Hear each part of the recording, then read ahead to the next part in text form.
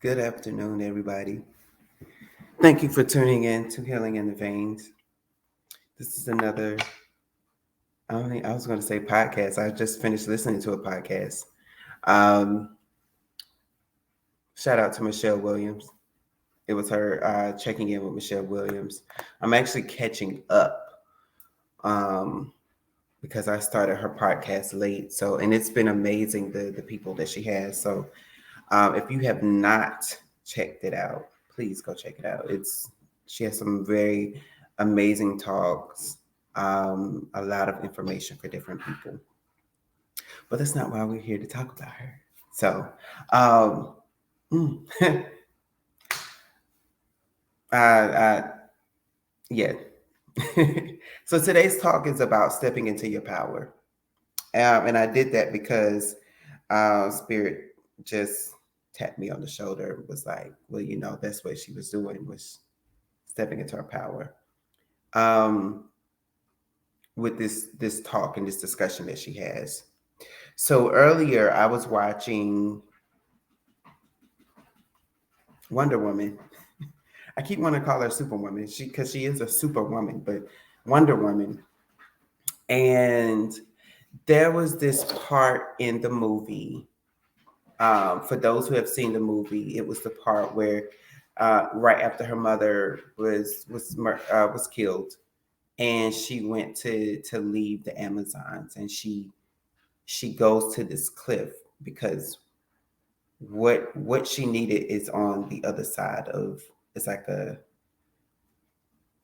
normally you will walk on the bridge to get to this building, let me put it that way, but she wanted to go on the side of the building, and there was this little latch, and she was going to get the latch and then kind of host herself up to the window and crawl in. And so there's this cow standing there, and the cow's looking at her just like, what are you about to do? But I'm gonna eat my grass. And so she walks to the edge, she looks up to see the distance, and she runs, and she makes it to the ledge, and then she kind of pulls herself up, or attempts to pull herself up, and she falls. And as she's falling, she's screaming, and I believe it's her right hand, anyway, one of her hands, while she's falling, presses down into the building, and it stops her from making that drop. And she is like, oh, wow, I can do that.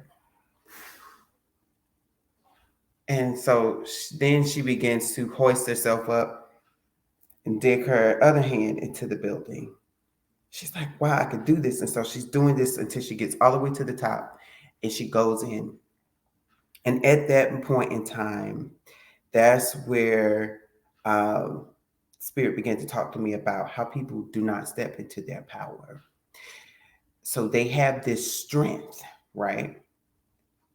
But it's untapped because they are afraid to tap into that side of themselves. People are afraid to go beyond,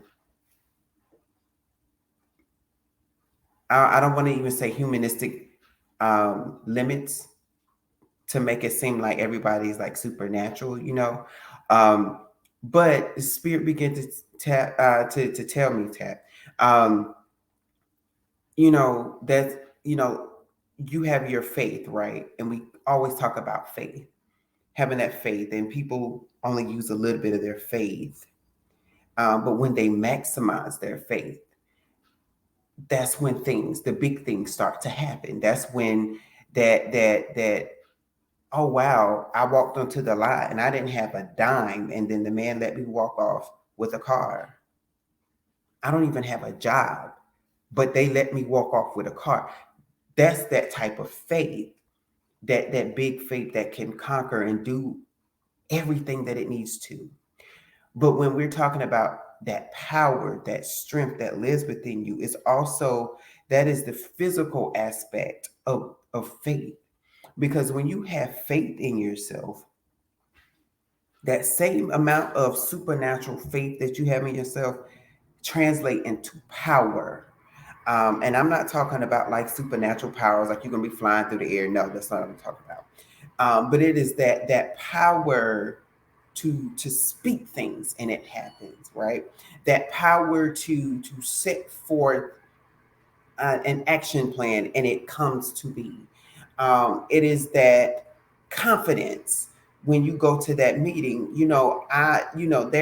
They probably have written me off and said that they're not going to close this deal with me. But I'm telling you right now, when I step into this room, the power that I exert, that comes from my faith in the man upstairs, the woman upstairs, it is going to push me forward. No is not an answer for me. I will not take no for an answer. I will not take the pennies that you're trying to give me. I will not. I will not continue to live in the less than space because it makes you feel comfortable. I'm going to take up all of the space that I need, because that is the power that not exertion. But that's what I need to push forward. That's what I need to showcase. Just like when people call that little kid like that, oh, he's a little punk, he's a little wimp, he's not going to do anything.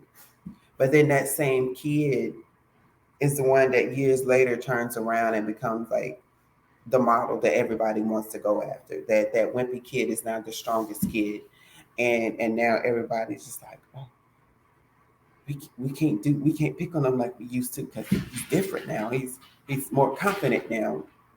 That's that same type of energy, and we all have it, but we don't all tap into it. We all just, oh, well, I'm just going to do the bare minimum. I'm going to give everybody my bare minimum because I don't see that in myself. I don't believe that I have that sort of power. But it's when people not only tap into that power, that strength, and actually use it and show forth their full potential, that it will open doors for them. People will begin to come to you, because they see it now. Like, it's one thing to speak and say, oh, I can do this, this, and this. But when you can show it, it's another thing. That's why on their resume, on your resume, rather, they tell you, they ask you what were your previous jobs, and then sometimes they will ask you what were some of the things. Can you give us an example of when you showcase leadership, or how of when you handled conflict? That is why, because they want to see, were you a weakling in that moment, or did you take leadership in that moment? Because with power comes leadership, and you can lead from behind, right? You don't necessarily have to be in the forefront, and a lot of people, I think that's what happens to a lot of people, is that they think they have to be in the forefront in order to have power. But that is not the case. You can have power and take leadership from behind, because in the end, whatever that main goal is, it's going to get done and people are going to see you. And then here's the other caveat, people. When people don't see your work, when people try to discredit you and not put you forth in front of other good people, all you have to do is walk away, because you know that you was that engine to make that thing happen. And should you walk away, that person now has to find somebody that can attempt to do what you do. People will sometimes see your value and not tell you your value because they want to have that little bit of control over you. But when you step into your power, oh, baby, you can't control me. I can go find another job. And when I find that other job, they're going to see this part of me. They're going to see this from the gate. They're not going to see the seed growing up to the plant. No, baby, they're going to see the whole plant for what it is. And they're going to see how much I can produce just from being in my own power, just for being in my own strength, just for believing in myself. That's why I was talking about that confidence, because when you are confident about your your capabilities and you know who you are, no, nobody don't have to convince you because you know. You don't have to be tricked into doing anything. You already know. And the other thing about power is that you can sometimes relax your power, right? And what I mean by relaxing your power is not going into every situation with your guns blazing. Sometimes it's best to sit back and assess the room, assess what's really happening. And I'm using job terms to kind of make it to relate it so you can get where I'm going. When you go to a job, sometimes you have to study the job first to see if that's the type of environment that you want to be in, to see if that's what you actually want to do. So when you go to an interview, if you're awarded an interview, then you can ask those questions to see how they answer.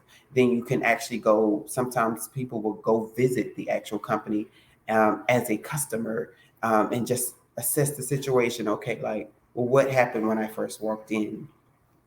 you know, did I see smiley faces? Did someone look at me the wrong way? Um, what did I notice when I came in? Are all the employees cohesive with each other? Are they working together? Is there some sort of underlying thing that I need to do? Um, and once you assess that situation, you know how much power to exert. Because some people, places, and things are just meant for you meant to serve as a placeholder for your next level or for where you're on your way to go to. And in that instance, you don't have to use too much power. I'm not going to say give them the bare minimum. You still put your best foot forward, but you don't have to have all your guns blazing because you might be the catalyst of change for that environment. And when you leave, oh wow, like that person was such a great worker, they were such an inspiration. you know that person taught me some things, and now you have jump started somebody else's power mode. You have given somebody else that confirmation that if you step into your power, if you step into your best self, if you step into whatever your situation is in your whole self, that you can make things happen for you. That's why I always say on this on my videos, like, we live for ourselves, right? But sometimes we live for other people, to be a testimony, to be an encouragement for somebody else. And you can only do that when you step into your full power. You can only encourage people when people can say, I remember when, and now I see the difference. Help me get there. Teach me how to get there. I have so many friends that tell me that, and I'm not gonna lie, I have downplayed it. And but when we go down memory lane, and they say, Brian, you remember when you said you wanted to do this? Look at you now. You remember when you said you want to do that and you did that? Like, I remember fighting about going back to school because I wanted to take a full year off and then go back to school. I didn't take a full year off. I'm kind of glad I didn't. Um, I took like a few months, and going back, my family said you have to get a business degree, get an MBA, and I was like, I don't want no MBA. I'll do something in marketing. And a friend of mine was like, well, Brian, if you get an MBA, that includes marketing, so just get your MBA. So I said, okay. I went and got my MBA, learned so many things. Um, I'm a self-motivator, right? So I went to online school. And in that, I learned so much, so much. And if I had questions, I would ask my professors, explain this. Can we talk about this a little more? And even in my discussion groups, we would have very rich discussions about business and the business world. And it actually intrigued me. And, and my background is my mother also worked in business.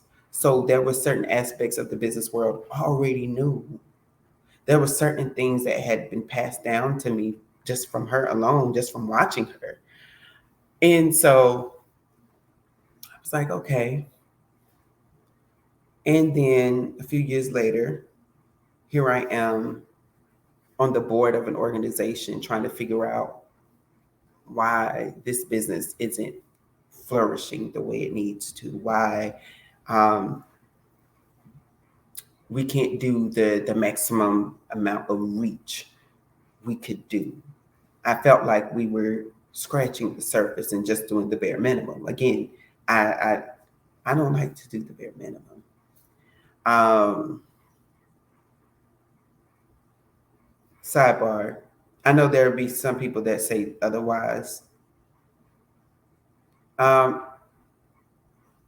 and what happens is my mind constantly goes, right?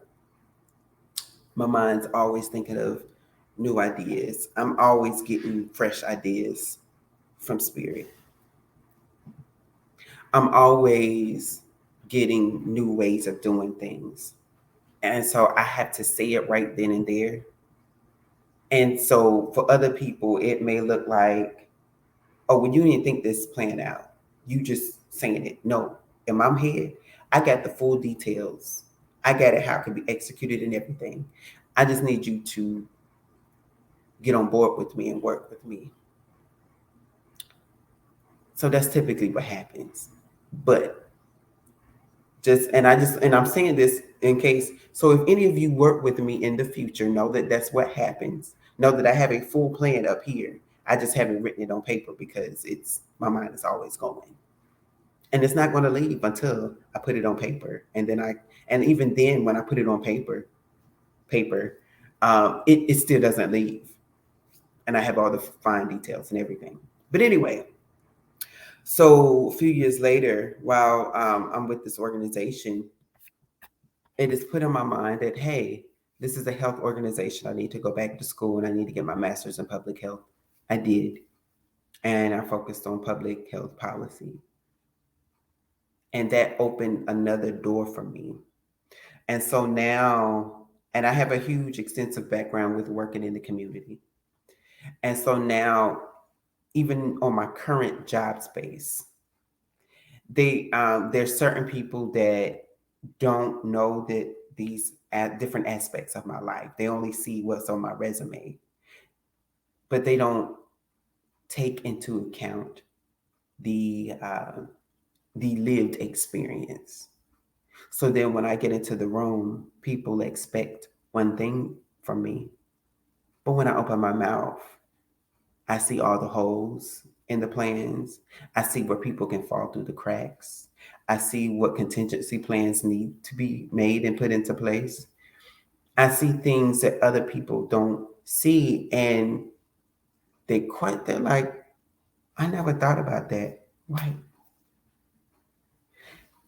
When you step into your power, you're able to do those very same things. You're able to go into meetings and have conversations with people and say, have you considered? Have you thought about? What action plans do you have for X, Y, and Z? What is your backup plan in the case that this doesn't happen? Have you set aside enough funds for this? What is your intentions with my daughter, with my son, right? You go in there because you know what's inside of you. You know what you're capable of, but you want to make sure that what you're doing is not only just gonna match. You don't want to be in an environment that's going to constantly pull from you and drain you of your strength. and your power, and you not get nothing in return. Um, but when you also get into these spaces, you're also letting people know that you can't pull a fast one on me. You can't you can't hit me in my face and tell me that you gave me a hug, that you're showing me love. No love. That's not love. You can't discredit the work. And a lot of people like to use, and I'm going back to the job space. A lot of people like to throw around that word. Oh, well, teamwork. We did this, the team did this, the team did that. And and in some cases there is true teamwork. But in other cases, there's some certain things where teamwork has not happened, and people will drain you, and people will try to sabotage you, and you feel like you just been fighting ever since you walked through the door, or something happened and you just seem like you've been fighting. But when you step into your power, you get a chance to, as I always say, put up those boundaries. I am not going to accept this, and you will not do this. I will withhold back my power, and I will put my efforts into finding another space, because clearly you don't want me here. And when you leave again, that's their loss. And that kind of goes along with the last video that I did as well. Um, people often mistreat people, and then they go back and think about it and reflect and say, I wish I hadn't done that. I wish I had connected with this person more, because now I need their help. Now I'm starting to miss them. Now I'm starting to see their value and their worth.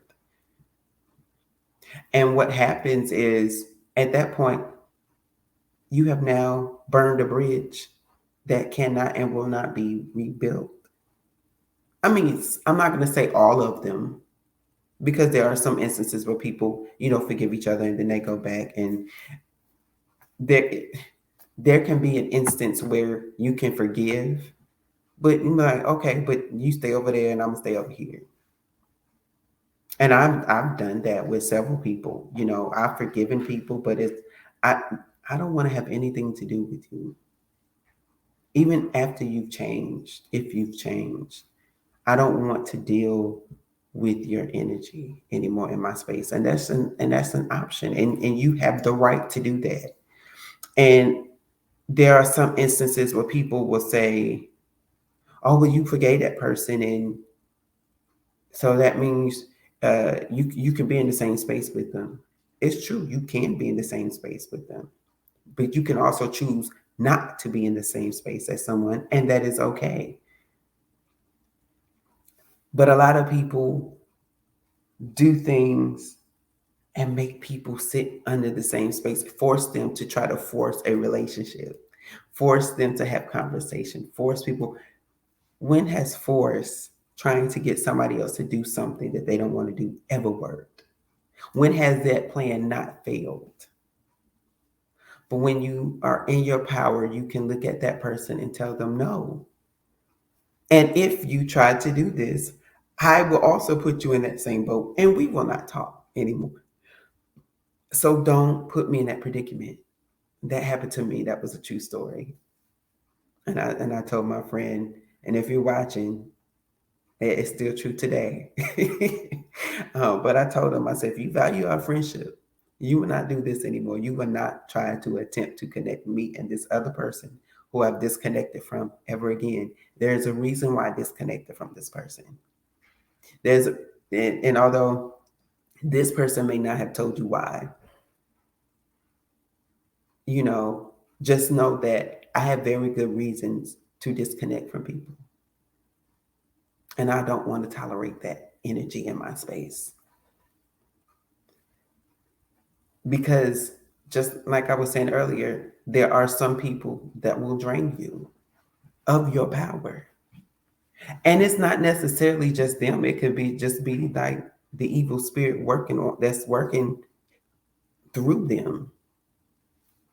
Because there are so many good people out there, but sometimes people just what they carry on their backs, what they carry in their hearts is just so toxic that it will drain you of your power. It will become a Samson and Delilah moment for you. And if you don't know the story of Samson and Delilah, Samson, and I'm gonna paraphrase it and shorten the story. Samson was this very strong man who fell in love with this woman named Delilah, and she kept the Philistines basically used her to find out how where he drew his strength from, basically. And so she would set certain traps up for him, and he would win. And so they're like, "Okay, girl, like time's ticking. Find out this man's weakness." And so finally, he told her. He said, "It's my hair." He said, "My strength is in my hair." So one night when he was asleep, she was like he was laying in her lap and he fell asleep. She cut his hair off. And she said, "Samson, wake up, the Philistines are among us." And he went up and he had no strength. He had no power because she had drained him of his power. And the Philistines got him and they put him into prison. Um, he was chained to like the building, and the Philistines were mocking him and everything. And he prayed to God. He said, "God, if you can give me my strength back one more time, I will destroy them." So God allowed him to get his strength back. He knocked down the building, and those Philistines perished along with himself. But the moral is there's some people that can be deceivers in your life, and they will drain you of your power. And so when you can recognize how when someone is so deceptive that you don't want that in your space, you don't want that around you, because you need all the power that you can get, right? We live in a world where we have to exert our power and use our strength and have that confidence in ourselves, right? You don't need anybody in your life draining you of that, because the minute that they do, you revert into yourself. You think, you feel stuck. I can't do this. I can't do that. I can't do that dream.